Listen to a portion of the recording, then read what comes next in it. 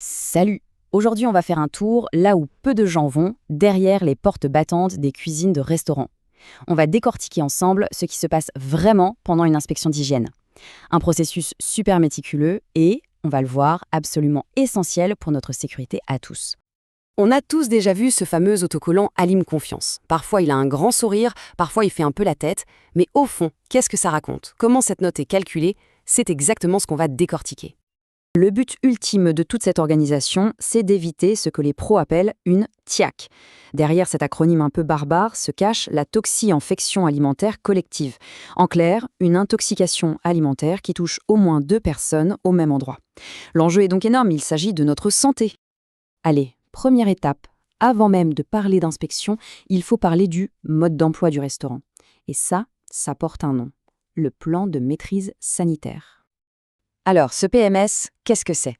Eh bien, imaginez une sorte de bible de l'hygiène, propre à chaque restaurant. C'est le document qui prouve que le restaurateur a bien réfléchi à tous les risques, de la livraison des matières premières jusqu'à l'assiette du client. C'est son plan d'action, et il doit évidemment être suivi à la lettre tous les jours. Ce fameux plan, il tient sur 3 grands piliers. D'abord, les bonnes pratiques d'hygiène, les BPH. Ça, c'est la base de la base. La propreté des locaux, le lavage des mains, la lutte contre les insectes. Ensuite, un truc un peu plus technique, la méthode HACCP. Là, on analyse chaque étape de fabrication pour identifier les points critiques où un danger pourrait apparaître et on met en place des mesures pour le maîtriser. Et enfin, la traçabilité. On en reparlera, mais c'est crucial pour savoir d'où vient chaque produit. Ok, le resto a son plan. Maintenant, passons à l'inspection elle-même. Quand l'inspecteur arrive, il ne débarque pas au hasard. Il a une méthode, une grille de lecture bien précise, qu'on appelle le cadre des 5 M. Ces 5 M, c'est un peu cette checklist. Ça lui permet de tout passer au peigne fin de manière systématique. Milieu, matériel, main-d'œuvre, matière et méthode. Voyons ce qui se cache derrière chaque point. Premier M, le milieu. Ici, l'inspecteur va vérifier un principe fondamental, la marche en avant. L'idée est simple, mais elle change tout. Le circuit des produits propres ne doit jamais croiser celui des produits sales. Concrètement, les légumes couverts de terre ne doivent pas passer par la même zone que les assiettes dressées prêtes à être servies. C'est une question de bon sens et d'organisation pour éviter les contaminations croisées. Deuxième M, le matériel. Là, on pense tout de suite aux microbes, mais il n'y a pas que ça. Une vieille planche à découper plein de rainures ou une poêle dont le revêtement s'écaille, ça peut libérer des particules de plastique ou de métal dans la nourriture. Et ça, c'est une contamination chimique tout aussi sérieuse. Donc, l'état du matériel est scruté de très près. Troisième M, la main-d'œuvre. Forcément, l'humain est au cœur du système.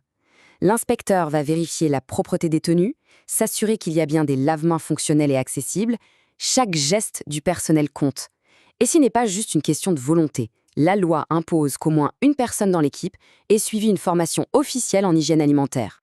Et on termine avec les 2 derniers M, matière et méthode, qui sont souvent liés. Prenons un exemple très concret, le refroidissement d'un plat.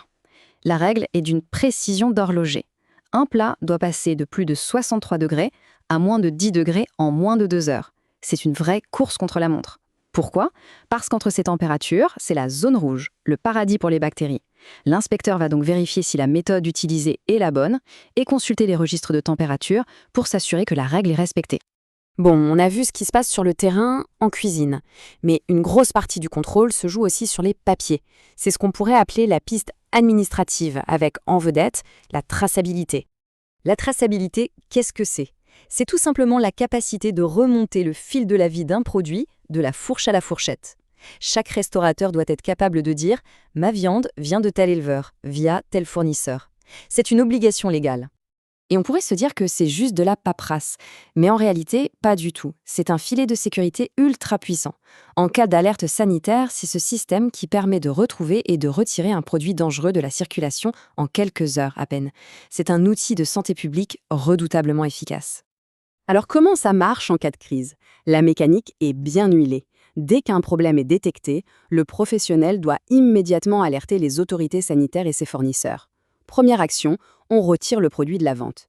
Et s'il a déjà été vendu, on déclenche un rappel. C'est là que des plateformes comme Rappel Conso entrent en jeu pour informer le grand public. C'est une véritable chaîne de réaction pour stopper le risque au plus vite. Ok, l'inspection est terminée, l'inspecteur a tout vérifié, il est temps de passer au verdict. C'est l'heure de la note et de ses conséquences. C'est la question que tout le monde se pose. Comment tout ce que l'on vient de voir se traduit concrètement sur le fameux autocollant qu'on voit sur la vitrine? Eh bien, voici le décodage. Il y a 4 niveaux. Très satisfaisant et satisfaisant, c'est le feu vert. Ça veut dire que le restaurateur maîtrise son sujet, que les règles de base sont respectées. Ensuite, on a à améliorer. Là, c'est un avertissement sans frais. Il y a des points à revoir, mais pas de danger immédiat pour le consommateur. Et puis il y a le dernier niveau, à corriger de manière urgente. Et là, on change de ton. C'est l'alerte rouge. Ça signifie qu'il y a un risque pour la santé des clients. Les conséquences peuvent être très lourdes, allant de la mise en demeure jusqu'à la fermeture administrative pure et simple de l'établissement. Mais il ne faut pas s'y tromper. Une inspection, ce n'est qu'une photo à un instant T. La vraie hygiène, c'est un engagement de tous les jours. Pour bien voir à quel point ça se joue dans les détails, prenons un exemple tout simple. Les poubelles. La réglementation dit que les déchets organiques ne doivent pas être stockés plus de 24 heures dans un local qui n'est pas réfrigéré. Et oui, même la gestion des déchets est cadrée. C'est bien la preuve que la rigueur, c'est une affaire de chaque instant. Au final, tout ça nous amène à une question importante. Le smiley sur la porte, c'est un instantané, la photo d'un jour J à une heure H. Mais la véritable sécurité alimentaire, n'est-ce pas plutôt le film de ce qui se passe chaque jour, chaque minute en cuisine? Une vigilance permanente qui va bien au-delà de la simple présence de l'inspecteur? C'est ça le véritable enjeu.